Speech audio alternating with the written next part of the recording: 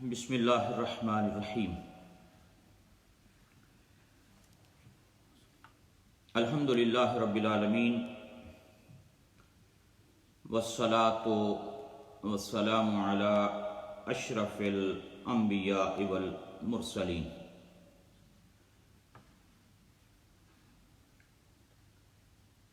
اللہم صلی علی سیدنا و مولانا محمد معدن الجود والکرم وآلہ واصحابہ وابنہ الکریم وبارک وسلم۔ حضرات، اللہ رب العزت کی توفیق سے ایک مرتبہ پھر آپ حضرات کی خدمت میں حاضر ہونے کا شرف حاصل ہو رہا ہے۔ اللہ رب العزت کی بارگاہ میں دعا ہے کہ وہ اپنے فضل و کرم سے حضور سید عالم صلی اللہ علیہ وسلم کا صدقہ ہم سب پر اپنی رحمتوں کے دروازوں کو کشادہ فرمائے۔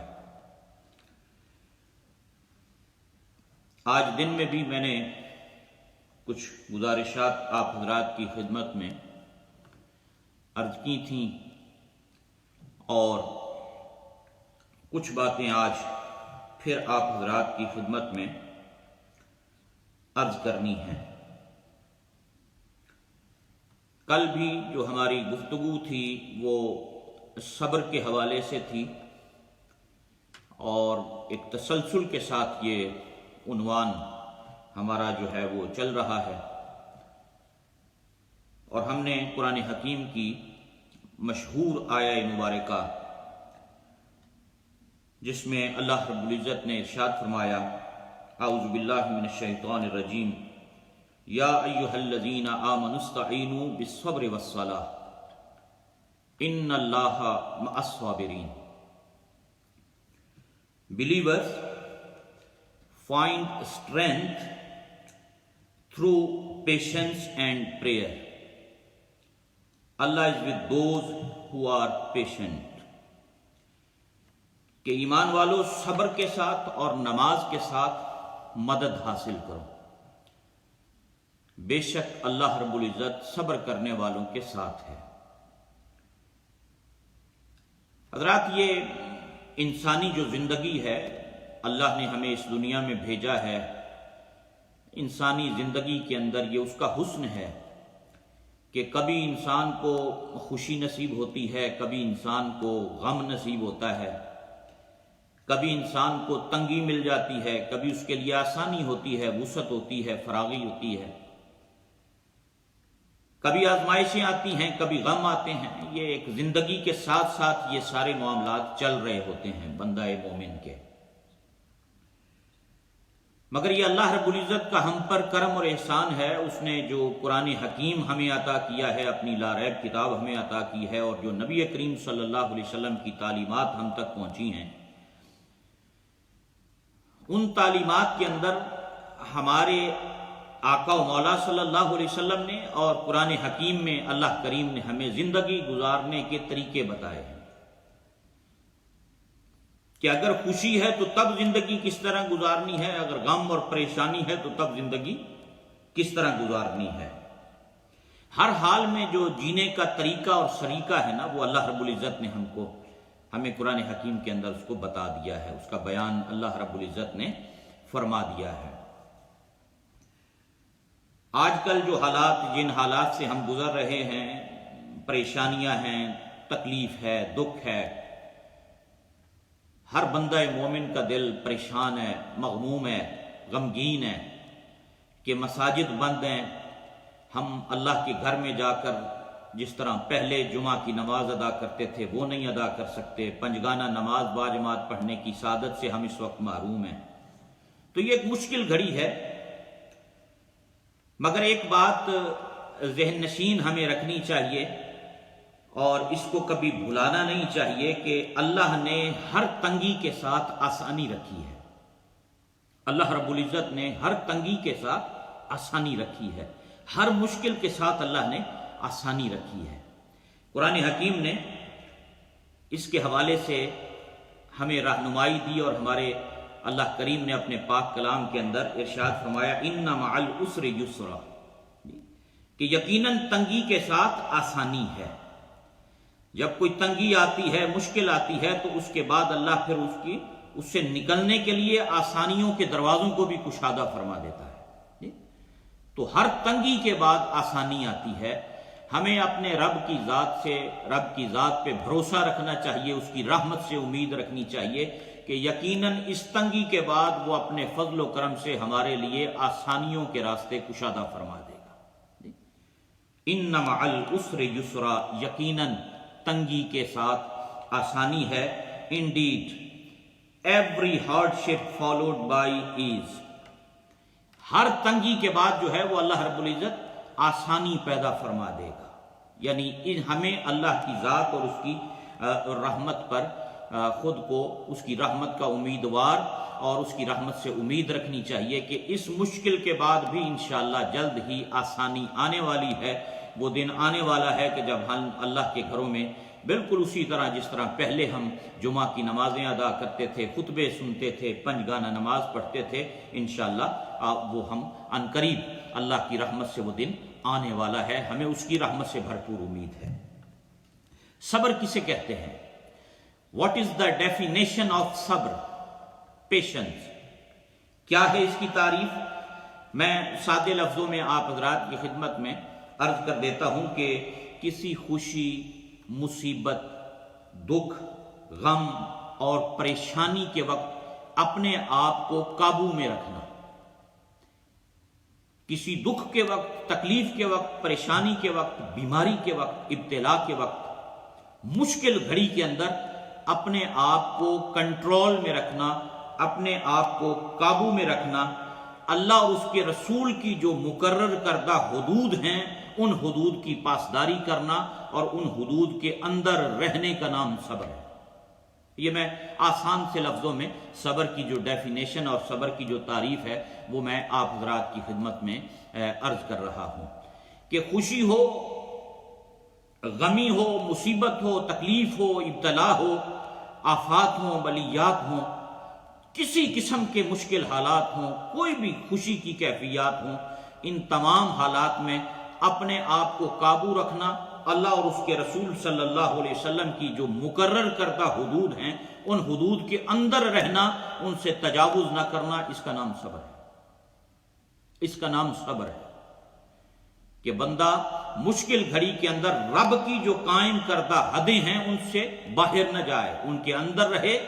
اور ہر حال میں اپنے آپ کو قابو رکھے، اپنے رب کی رضا پہ راضی رہے۔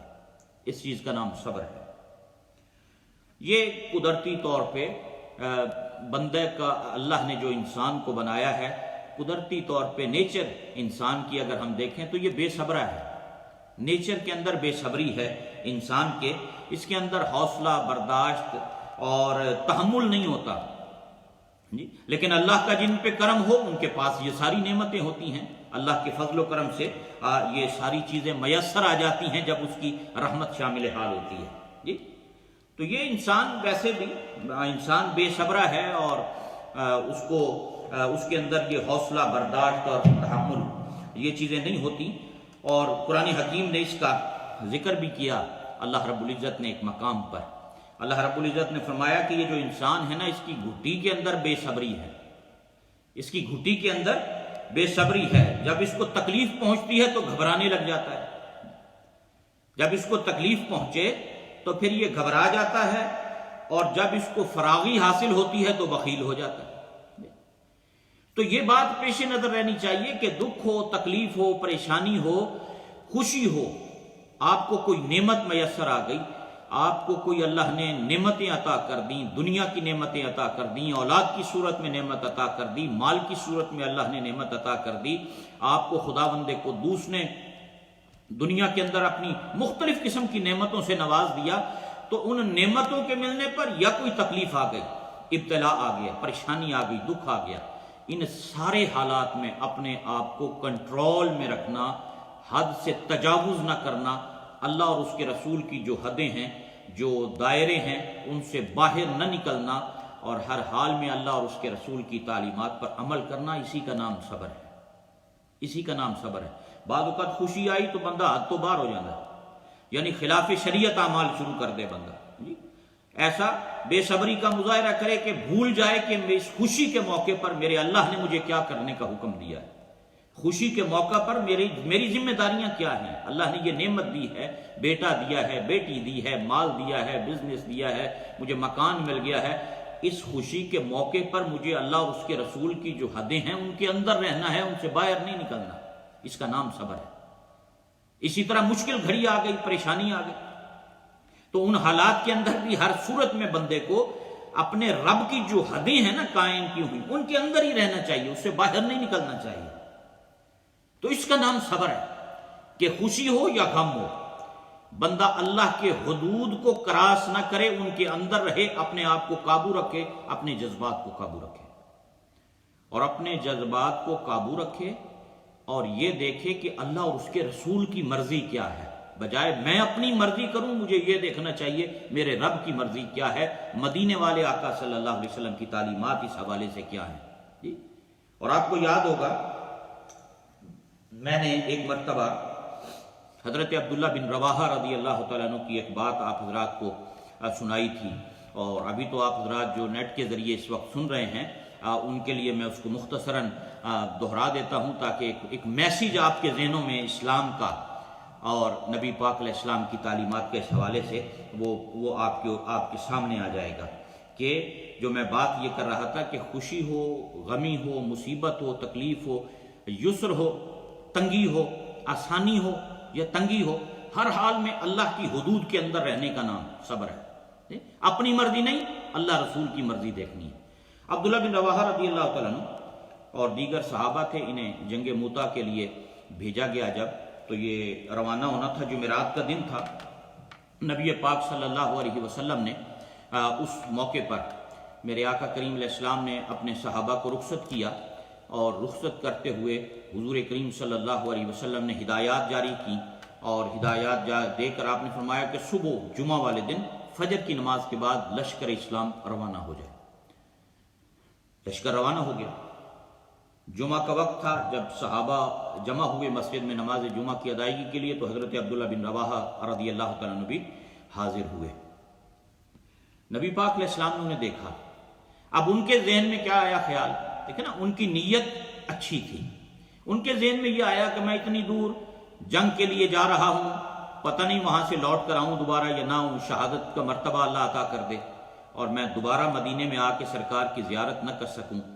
تو میں کیوں نہ آج جمعہ کا دن ہے تو میں جمعہ سرکار کے پیچھے ادا کر کے اور پھر روانہ ہو جاؤں گا۔ اس نیت سے وہ ٹھہرے، جی انہوں نے کہا میرے پاس سواری تیز ہے، گھوڑا میرا تیز ہے، یہ لشکر جہاں تک پہنچے گا میں نماز پڑھ کے بھی ساتھ مل جاؤں گا، شام تک ان کو رات کو پہنچ جاؤں گا کسی وقت جب یہ لشکر کہیں نہ کہیں آگے ہوگا۔ تو اس نیت سے جمعہ پڑھا۔ حضور کریم علیہ السلام نے نماز جمعہ کے وقت ان کو دیکھا، اور سرور عالم صلی اللہ علیہ وسلم نے پوچھا کہ عبداللہ بن رواحہ، میں نے تو کہا تھا کہ فجر پڑھ کے روانہ ہو جانا، تم گئے نہیں؟ تو انہوں نے کی یا رسول اللہ صلی اللہ علیہ وسلم فدا کا ابی و امی، میرے ماں باپ آپ پر قربان، آقا میں نے سوچا جمعہ کا دن ہے، جمعہ آپ کے پیچھے پڑھوں گا اور جمعہ پڑھ کے پھر میں روانہ ہو جاؤں گا اور ان کے ساتھ مل جاؤں گا، تو اس لیے میں ٹھہر گیا تھا یہاں پر۔ تو میں نے کہا کہ میں یہاں جمعہ پڑھ کے پھر اپنی سواری، تیز سواری ہے، بیٹھ کے پہنچ جاؤں گا۔ تو پتہ ہے نبی کریم صلی اللہ علیہ وسلم نے اس موقع پر کیا فرمایا؟ حضور سید عالم صلی اللہ علیہ وسلم نے ارشاد فرمایا، عبداللہ بن رواحہ، اب اگر تو سارے جہان کی دولت صدقہ بھی کر دینا، سارے جہان کی دولت اگر تو صدقہ کر دے تو اس مقام کو نہیں پہنچ سکتا جو صبح جانے والوں نے حاصل کر لیا۔ اللہ اکبر، اس مقام اور مرتبے کو عبداللہ بن رواحہ تو نہیں پہنچ سکتا جو صبح جانے والوں نے حاصل کر لیا ہے، اگر تو سارے جہان کی دولت بھی صدقہ کر دے۔ اللہ اکبر، آپ اس سے اندازہ فرمائیں کہ اس چیز کی کتنی اہمیت ہے کہ بندہ اپنی مرضی نہ کرے، مدینے والے کی مرضی دیکھے، بندہ اپنی مرضی نہ کرے، یہ جو صوفی کہتے ہیں نا مرن تو پہلا مر گئے باہو تاں مطلب نو پایا ہو، یہ جو مرنے سے پہلے مرنا ہے نا، جسے تصوف کی زبان میں موتو قبل انتا موتو کہتے ہیں، کہ صوفیاء کہتے ہیں مرن تو پہلے مر جاؤ، مرن تو پہلے اپنے آپ کو مار لو۔ اس کا معنی کیا ہے؟ اپنی مرضی مٹا دے بندہ، اللہ اور اس کے رسول کی مرضی کو اپنے جسم پہ نافذ کرے۔ اپنی مرضی ختم، مدینے والے کی مرضی شروع۔ اپنی مرضی ختم، اللہ کی مرضی کے پہرے جسم پہ بٹھائے۔ اپنے آپ کو ایسا بنائے جیسا اللہ بننے کا ہمیں حکم دیتا ہے، جیسا مدینے والے آقا صلی اللہ علیہ وسلم نے ہمیں تعلیم دی ہے، یعنی اپنی مرضی نہیں، سرکار کی مرضی۔ تو صابر اسے کہتے ہیں کہ جو خوشی کے وقت، غمی کے وقت، تنگی کے وقت، آسانی کے وقت اپنے آپ کو کنٹرول میں رکھے، اللہ اور اس کے رسول کی جو حدیں ہیں ان کو کراس نہ کرے، ان حدود کے اندر رہے، تب اس کا نام صابرین میں شمار ہوگا، تب وہ بندہ صابرین کے اندر اس کا شمار ہوگا۔ اللہ اکبر۔ اور ایک آپ کو یاد ہوگا، میں نے محرم شریف کے اجتماعات کے اندر بھی کئی مرتبہ ایک بات عرض کی کہ صبر کی ایک تعریف یہ بھی بزرگوں نے کی۔ صوفیاء اور اہل طریقت، اہل محبت صبر کی ایک تعریف کرتے ہوئے وہ بتاتے ہیں کہ صابر اسے کہتے ہیں کہ مشکل سے مشکل گھڑی میں بھی اس کے معمولات عبادت میں فرق نہ آئے، اوکھے تو اوکھے ویلے وے، تنگی تو ود کے تنگیاں آ جان دے ہوتے، مشکلات دے پہاڑ دے ہوتے ٹوٹ جان، لیکن اس کے جو معمولات عبادت ہیں اس میں فرق نہ آئے، اس بندے کو بھی صابر کہتے ہیں۔ اب اس صبر کی ڈیفینیشن پر آپ رسول کریم صلی اللہ علیہ وسلم کے نواسے امام حسین رضی اللہ تعالی عنہ کو دیکھیں کہ میدان کربلا میں کتنا مشکل ترین وقت تھا، لیکن رسول اللہ کے نواسے کی معمولات عبادت کے اندر کوئی فرق نہیں آیا۔ مشکل سے موت سامنے تھی، 10,000 کا لشکر سامنے تھا، ادھر 73-72 افراد سامنے کھڑے ہوئے تھے، پتا تھا یہ ہم سے لڑنے والے ہیں اور یہ ہم سے جنگ کریں گے اور ہمیں شہادت کا منصب ملے گا، لیکن اس مشکل گھڑی میں بھی جب موت سامنے تھی اور مشکل حالات تھے، رسول اللہ کریم صلی اللہ علیہ وسلم کے نواسے کی کوئی ایک نماز قضا نہیں ہوئی۔ مشکل سے مشکل حالات میں بھی معمولات عبادت میں فرق نہیں آیا۔ وہ رات جو میدان کربلا میں نبی پاک علیہ السلام کے شہزادے کی گزری تھی، آخری رات 9 محرم کی رات، اور 10 کی صبح آپ کی شہادت ہوئی۔ تاریخ بتاتی ہے، آپ نے بھی علماء سے سنا، واقعہ کربلا آپ سب سنتے رہتے ہیں کہ اس رات پوری رات رسول کریم علیہ السلام کے نواسے کی عبادت الہی کے اندر بسر ہوئی ہے، کیونکہ وہ جو لشکر تھا یزیدیوں کا وہ حملہ کرنا چاہتا تھا 9 محرم کی شام کو ہی لڑائی کے لیے، لیکن امام حسین رضی اللہ تعالیٰ عنہ نے پیغام بھیجا کہ کوفیوں کو اور لشکر یزید کے لوگوں سے جا کر کہو کہ اگر جنگ کرنی ہے تو کل کر لیں، آج رات کی مہلت دے دیں تاکہ ہم جی بھر کے اپنے اللہ کی عبادت کر سکیں۔ صابر اسے کہتے ہیں، یہ جو قرآن حکیم بار بار ارشاد فرماتا ہے نا، ان اللہ مع الصابرین، بے شک اللہ صبر کرنے والوں کے ساتھ ہے۔ صابر اسے کہتے ہیں اوکھے تو اوکھے ویلے بھی او دے معمولات عبادت دے وچ فرق نہ آئے، مشکل سے مشکل گھڑی میں بھی اس کے معمولات عبادت کے اندر فرق نہ آئے، اسے صابر کہتے ہیں۔ جی اللہ اکبر۔ تو حضرات، صابر کی ایک تعریف یہ بھی بزرگوں نے، صوفیاء نے، اہل محبت نے، اہل معرفت نے یہ بھی فرمائی ہے کہ صابر اسے کہتے ہیں مشکل سے مشکل ترین حالات میں بھی اس کے معمولات عبادت کے اندر فرق نہ آئے۔ اور حضور کریم صلی اللہ علیہ وسلم کے نواسے امام حسین رضی اللہ تعالیٰ عنہ کی سیرت کا یہ پہلو ہمارے سامنے ہے۔ جی تو آج بھی اگرچہ مشکل حالات ہیں، گھروں سے نکلنا بند ہوا ہے، مساجد بند ہیں، آپ گھروں میں بند ہیں، آئسولیٹ ہوئے ہیں، جی تخلیہ ہے، اس موقع کو غنیمت جانیں اور اس مشکل گھڑی کے اندر بھی اپنے معمولات عبادت کے اندر آپ فرق نہ لائیں، یہ صابرین کی تعریف، صبر کرنے والوں کی تعریف اہل معرفت اور اہل محبت نے فرمائی ہے کہ صابر اسے کہتے ہیں کہ مشکل سے مشکل گھڑی میں بھی اس کے معمولات عبادت کے اندر فرق نہ ہے۔ ان اللہ مع الصابرین، اللہ صبر کرنے والوں کے ساتھ ہے، اللہ صبر کرنے والوں کے ساتھ ہے۔ جمعہ کا دن ہی ہے، مثلا آج جمعہ کا دن گزرا اور 2-3 جمعہ ہو گئے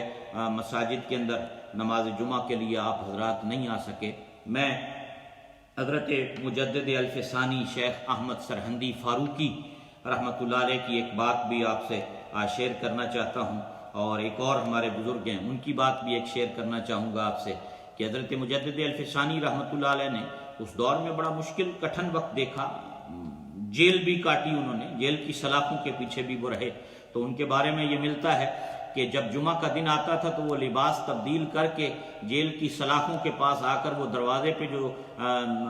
سلاخیں لگی ہوتی تھیں اس کو پکڑ کے ہلاتے تھے جی، کہ میں نے جمعہ ادا کرنا ہے۔ تو جیلر کہتے تھے کہ آپ نہیں جا سکتے باہر جی، تو پھر وہ کھڑکا کر ہلا کر وہاں تک آ کر چل کر کپڑے بدل کر پھر واپس جا کر بیٹھ کے کہتے تھے باری تعالیٰ یہ میرے بس میں تھا، میں نے کیا ہے، اس سے زیادہ میں کر نہیں سکتا، تو حالات ایسے پیدا فرما کہ میں تیرے گھر میں جا کر تیری عبادت کی لذتوں سے آشنا ہو سکوں جی، میں تیرے گھر میں جا کر سجدہ ریزی کر سکوں، میں قیام کرنے والوں کے ساتھ قیام کر سکوں، رکوع کرنے والوں کے ساتھ رکوع کر سکوں جی۔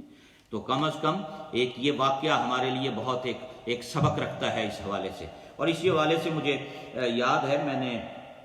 حضرت استاذ العلماء حضرت علامہ مولانا محمد نور اللہ نعیمی رحمۃ اللہ علیہ، یہ بہت بڑے بزرگ گزرے، عالم گزرے، جن کا تعلق بصیر پور سے تھا، بہت بڑا دارالعلوم ہے اور بہت بڑا علمی خاندان، اور ان کی بڑی اس حوالے سے ان کی بڑی خدمات ہیں۔ تو انہوں نے بہت سی انہوں نے کتابیں، اور ایک ان کی فتاویٰ کی بڑی مشہور کتاب ہے فتاویٰ نوریہ کے نام سے۔ تو ان کی ایک بات میں نے ان کے ایک ان کے بڑے خاص ان کے محبت والے مرید تھے، اور وہ ان کا تعلق حضرت فضیلت الشیخ سید یوسف ہاشم رفاعی رحمۃ اللہ تعالیٰ ہے، جو کویت کے کئی مرتبہ وزیر بھی رہے اور سلسلہ رفاعیہ کے وہ بڑے عظیم پیشوا تھے۔ ہمارے ساتھ بڑی محبت تھی ان کی، جب بھی پاکستان وہ تشریف لاتے ہمارے ہاں اکثر وہ تشریف لایا کرتے تھے، تو ان کے ساتھ ان کا بڑا تعلق تھا۔ تو وہ نوری صاحب قبلہ ایک مرتبہ فرمانے لگے کہ میں حضرت مولانا محمد نور اللہ نعیمی رحمۃ اللہ علیہ نے حج کے لیے درخواست جمع کروائی، لیکن نام ان کا نہ آیا قرآن دازی کے اندر۔ تو وہ بڑے رونے لگ گئے بیٹھ کر کہ دیکھو حج کے لیے جمع کی تھی درخواست، میرا بلاوا نہیں آیا، رو رہے تھے کہ کاش میری حاضری ہو جاتی۔ اور وہ نوری صاحب کو فرمانے لگے آؤ اپنا چلیے کوشش کریے۔ تو بیگ اپنا اٹھایا، کار میں رکھا، ساتھ نوری صاحب کو ساتھ لیا، لاہور ایئرپورٹ پر پہنچ گئے، اور ایئرپورٹ پہ آ کے وہ اب کاؤنٹر میں لائن میں لگ گئے۔ تو وہ کاؤنٹر والوں نے کہا ہاں جی کتنے جانا ہے، پاسپورٹ دکھاؤ، ٹکٹ دکھاؤ۔ اب وہ پاسپورٹ یہ ویزا نہیں لگا ہوا، آخر بس میں تو حج تے جانا ہے، تسی مینوں بھیجو کسی طرح جی۔ رونے لگ گئے، وہ کاؤنٹر پہ کھڑے ہوئے رو رہے ہیں۔ وہ کہے بابا جی یہ ویزا کوئی نہیں لگا ہوا، تسی نہیں جا سکتے جی۔ تو وہ کہتے ہیں کہ نہیں میں تو جانا ہے حج واسطے، میں کسی طرح۔ وہ کافی دیر اس طرح ان کے ساتھ لگے رہے، روتے رہے، اور پھر وہ نوری صاحب نے کہا حضور ہم اس طرح نہیں جا سکتے، آئیں واپس تشریف لے چلیں۔ وہ پھر ساتھ لے کے اب روتے ہوئے آئے، کہتے روتے روتے کہتے تھے باری تعالیٰ میں تک کوشش کی تھی بڑی اتھے تک میرے واسطے اسی میں آیا، مہربانی کر ہوں تو میرے واسطے اسباب پیدا فرما دے جی۔ تو جمعہ کا دن آپ گھروں میں بیٹھے ہیں، میری آپ سے یہ ریکویسٹ ہے کہ آپ جمعہ کا دن ایسے ہی نہ گزار دیا کریں جس طرح روٹین کے اندر آپ جمعہ کے دن غسل کیا کرتے تھے، خوشبو لگایا کرتے تھے، جس طرح جمعہ کے دن آپ تیاری کیا کرتے تھے، نئے کپڑے پہنتے تھے، اور اسی طرح آج کل بھی گھروں میں اگرچہ آپ بند ہیں، گھروں میں آپ بیٹھے ہوئے ہیں، لیکن پھر بھی تیاری کیا کریں، اور پھر مصلے پہ بیٹھ کے اللہ کے حضور دعا کیا کریں باری تعالیٰ میرے واسطے اسی میں کیتا ہے، اللہ تو رحمت دا دروازہ کھول تاکہ اسی مسجدیں جا کے تیری سجدہ ریزی کر سکیں۔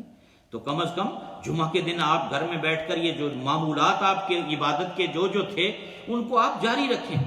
آپ جمعہ کے دن جو سورتیں پڑھتے تھے وہ جاری رکھیں، جو درود پڑھتے تھے وہ جاری رکھیں، جو نوافل پڑھتے تھے گھروں میں وہ جاری رکھیں، جو اوراد و وظائف آپ پڑھتے ہیں وہ ساری چیزیں آپ جاری رکھیں جی۔ اور اسی طرح آپ حضرات آپ کا یہ بھی ایک معمول رہا کہ آپ جمعہ کے دن مسجدوں کے اندر چندہ دیتے تھے. چلو آپ مسجد میں نہیں آ سکتے، کم از کم ایک نیکی کا کام ہر جمعے آپ کرتے تھے، کچھ نہ کچھ پیسے اللہ کے گھر کو دیا کرتے تھے. وہ پیسے گھر میں الگ کسی جگہ ہر جمعے کو نکال کے رکھ دیا کریں کہ میں مسجد تو جا نہیں سکتا لیکن باری تعالیٰ یہ ہر جمعہ کو تیرے گھر کی میں خدمت کرتا تھا، یہ علیحدہ رکھ رہا ہوں، جس دن پھر مجھے توفیق ملے گی، مسجدیں کھلیں گی، میں تیرے گھر کی جا کر یہ خدمت کروں گا. تو وہ مسجدوں کے جو چندے ریگولر آپ دیا کرتے تھے، کم از کم وہ چندے بھی الگ الگ رکھتے رہیں،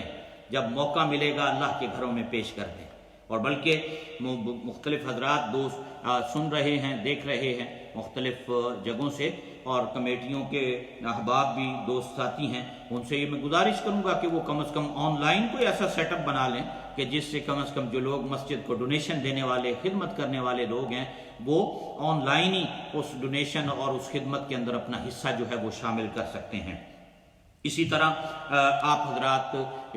اس شعبان المعظم میں آپ زکوٰۃ نکالتے ہیں اپنے مالوں کی، غریبوں کی مدد کرتے ہیں، آس پاس آپ اپنے دوستوں کی مدد کرتے ہیں. اور یہ ہمارے مسجد کے جو حضرات ہیں ان سے میری یہ گزارش ہوگی، ریکویسٹ ہوگی، جو مسجد غوثیہ کے نمازی ہیں، ریگولر نمازی ہیں، مائیں بہنیں ہیں، وہ جمعے کے جمعے جو خدمت کرتے تھے یا رمضان میں جو خدمت کرتے تھے، جو شعبان میں جو خدمت وہ اپنا حصہ علیحدہ علیحدہ نکال کے رکھیں، کیونکہ آگے یہ دن نہیں رہیں گے انشاءاللہ، کچھ دنوں تک یہ دن بھی نہیں رہیں گے، یہ دن چلے جائیں گے، اللہ آسانیاں کر دے گا، اس کی رحمت کے دروازے کھل جائیں گے. تو مساجد کے ساتھ جو تعاون کی صورتیں ہیں، اس تعاون کی صورتوں کو بھی آپ حضرات گھروں کے اندر اسی طرح جاری رکھیں جس طرح اپنی باقی لائف اور زندگی کے اندر آپ نے جاری رکھا ہوا تھا. ہمارے بہت سے حضرات جو اس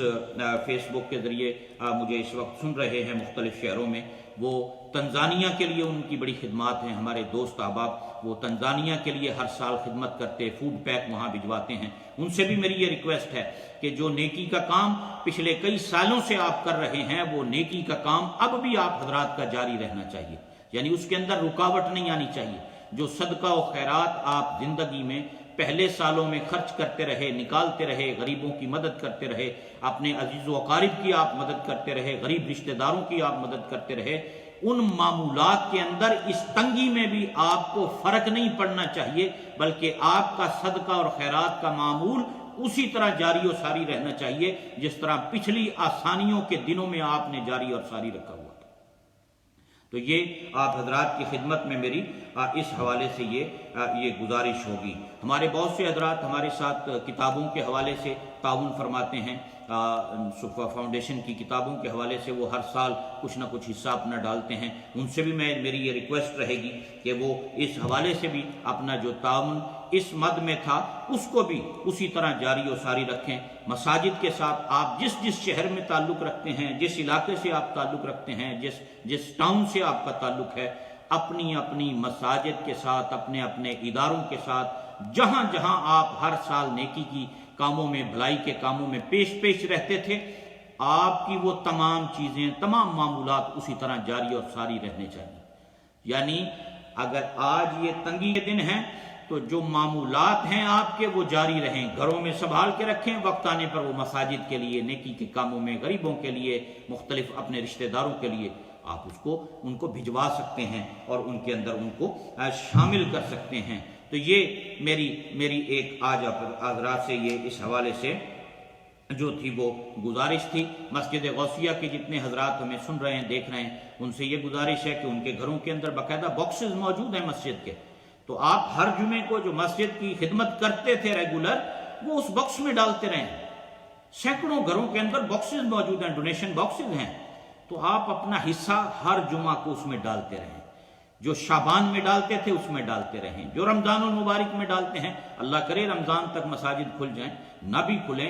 تو آپ نے مسجد غوثیہ کے ساتھ یا اپنے اپنے شہروں کی مسجدوں کے ساتھ اس تعاون کو اسی طرح جاری و ساری رکھنا ہے جس طرح آپ پچھلی زندگی میں، پچھلے سالوں میں اللہ کے گھروں کے ساتھ اس تعاون کو جاری و ساری رکھے ہوئے تھے. یہ بھی آپ کی بہت بڑی نیکی ہوگی، بہت بڑی کنٹریبیوشن ہوگی، یہ آپ کا بہت بڑا حصہ ہوگا جو آپ نیکی کے کاموں کے اندر اپنا جو ہے وہ ڈالیں گے آپ. تو نبی پاک علیہ السلام کی بہت سی اس حوالے سے مبارک احادیث ہیں، ان میں سے میں ایک دو آپ حضرات کی خدمت میں مختصراً عرض کر کے بات کو ختم کر دوں گا. حضور کریم صلی اللہ علیہ وسلم نے ارشاد فرمایا صدقہ کرنے میں جلدی کرو، صدقہ کرنے میں جلدی کرو، مصیبت صدقہ سے آگے نہیں بڑھ سکتی، کوئی مصیبت صدقہ سے آگے نہیں بڑھ سکتی۔ ہمیں تعلیم یہ دی ہے کہ اوکھے ویلے صدقہ کرو، اوکھے ویلے صدقہ کرو، خیرات کرو، غریباں دی مدد کرو، نیکی دے کماں وچ خرچ کرو۔ اور پھر اسی طرح نبی پاک علیہ السلام نے ارشاد فرمایا مسلمان کا صدقہ اس کی عمر میں اضافہ کرتا ہے اور بری موت کو روکتا ہے۔ مسلمان کا صدقہ کرنا عمر میں اضافہ کرتا ہے اور بری موت کو روکتا ہے۔ اللہ اکبر۔ اور پھر ایک امام طبرانی نے حدیث پاک نقل کی، نبی پاک علیہ السلام نے ارشاد فرمایا کہ اپنی بیماریوں کا علاج صدقہ کے ذریعے کرو، کہ جہاں دوائیاں استعمال کرو، باقی چیزیں بھی آپ اسباب اختیار کرتے ہیں، وہاں صدقہ و خیرات بھی کرو، اللہ رب العزت اس کی برکت سے ان بیماریوں سے شفا عطا فرمائے گا۔ اسی طرح میرے آقا کریم علیہ الصلوۃ والسلام نے ارشاد فرمایا صدقہ اہل قبور کی گرمی کو ختم کرتا ہے۔ قبر والوں کا جو عذاب ہے نا، اور عذاب کی جو گرمی ہے، قبر کی جو گرمی ہے، اس چیز کو کیا چیز ختم کرتی ہے؟ صدقہ ختم کرتا ہے۔ صدقہ اہل قبور کی گرمی کو ختم کر دیتا ہے، اور مومن قیامت کے دن اپنے سائے کے صدقے میں ہوگا، اس کا صدقہ سایہ بن کے اس پر ہوگا، جس دن کوئی سایہ نہیں ہوگا سوائے اللہ کے عرش کے۔ تو خوش قسمتی ہے ان لوگوں کی جو مشکل گھڑی میں بھی مخلوق خدا پہ خرچ کرتے ہیں، جو اوکھے ویلے غریباں دے کم آندے نے، جڑے تنگی کے موقع پر بھی رب کے دیے ہوئے مال میں سے اس کے بندوں پہ خرچ کرتے ہیں۔ یہ بہت بڑی سعادت ہے، یہ بہت بڑی خوش بختی ہے۔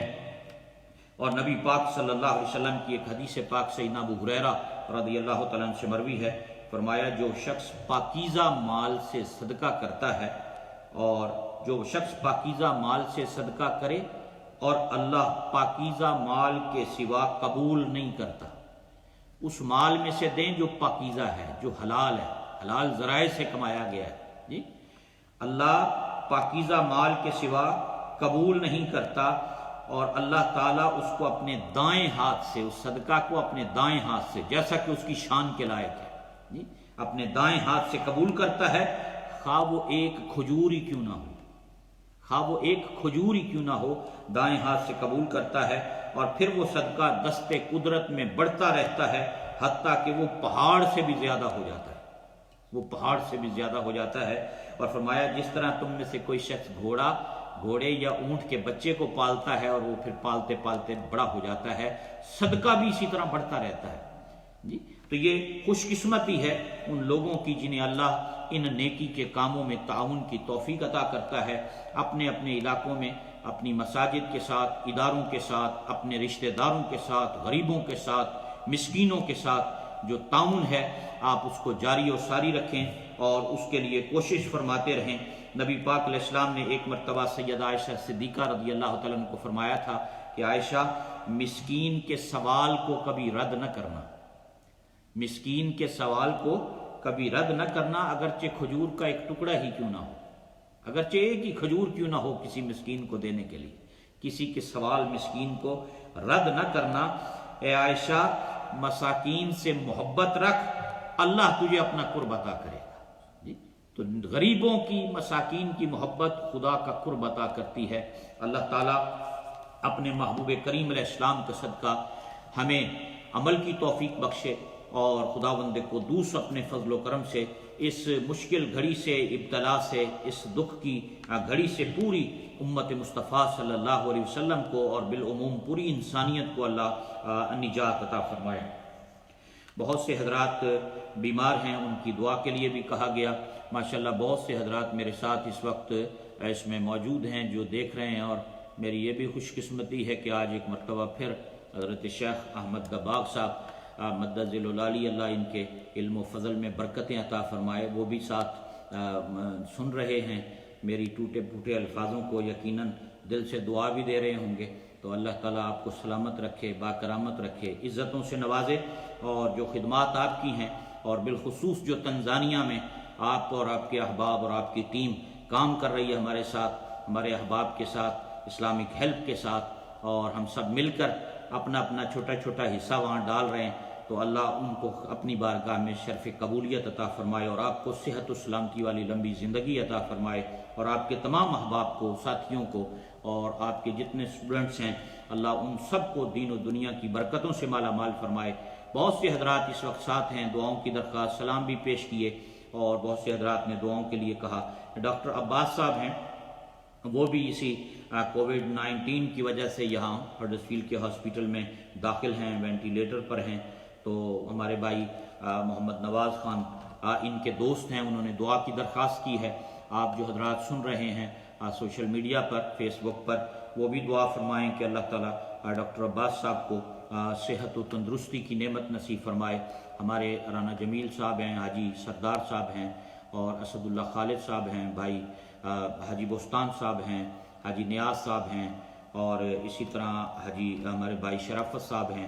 اور کئی اور مائیں بہنیں بچے بوڑھے ہسپتالوں میں ہیں۔ بہت سوں کے نام نہیں پتہ، بہت سوں کے نام یاد نہیں ہیں، وقتاً فوقتاً دوست احباب کہتے رہتے ہیں۔ تو اللہ رب العزت ان سب کو صحت کاملہ عاجلہ دائمہ عطا فرمائے، اور آپ سب حضرات بھی دعا فرمائیں اللہ ہمیں ایمان کی سلامتی نصیب کرے، سلامتی ایمان کے ساتھ رہیں۔ آپ سب کو اللہ اپنے حفظ و امان میں رکھے، آپ کو برکتوں سے مالا مال فرمائے۔ جتنے حضرات اس وقت سن رہے ہیں، دیکھ رہے ہیں، اللہ سب کی عزتوں کی حفاظت فرمائے، گھروں کی حفاظت فرمائے، فیملیوں کی حفاظت فرمائے۔ اللہ ہر دکھ سے آپ کو نجات عطا فرمائے، آپ کی ہر پریشانی کو اللہ آسانی میں تبدیل فرمائے، آپ کے ہر غم کو اللہ خوشی میں تبدیل فرمائے۔ ہم سب کا حامی و ناصر ہو، اور ہمیں اخلاص کی نعمت اور دولت نصیب فرمائے، خدمت دین کی اللہ سعادت اور توفیق عطا فرمائے۔ اور انشاءاللہ اسی طرح اس فیس بک کے ذریعے یا ریڈیو کے ذریعے آپ تمام احباب سے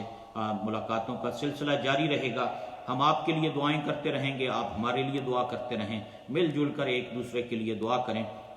اللہ حضور کریم علیہ السلام کا صدقہ ہمیں اپنی محبت، اپنی معرفت نصیب فرمائے، اور ہم سب کی دعاؤں کو اپنی بارگاہ میں قبولیت کا شرف عطا فرمائے۔ اللہ آپ سب کا حامی و ناصر ہو۔ قبلہ شیخ احمد دباغ صاحب آپ بھی دعا فرمائیے گا، اور ہمارے سارے حضرات کے لیے جو میرے ساتھ ہیں ان سب کے لیے آپ بھی دعا فرمائیے گا۔ تو انشاءاللہ العزیز پھر آپ سے کل ملاقات ہوگی، تو اللہ میرا اور آپ کا حامی و ناصر ہو۔ السلام علیکم ورحمۃ اللہ وبرکاتہ، وما علینا الا البلاغ المبین۔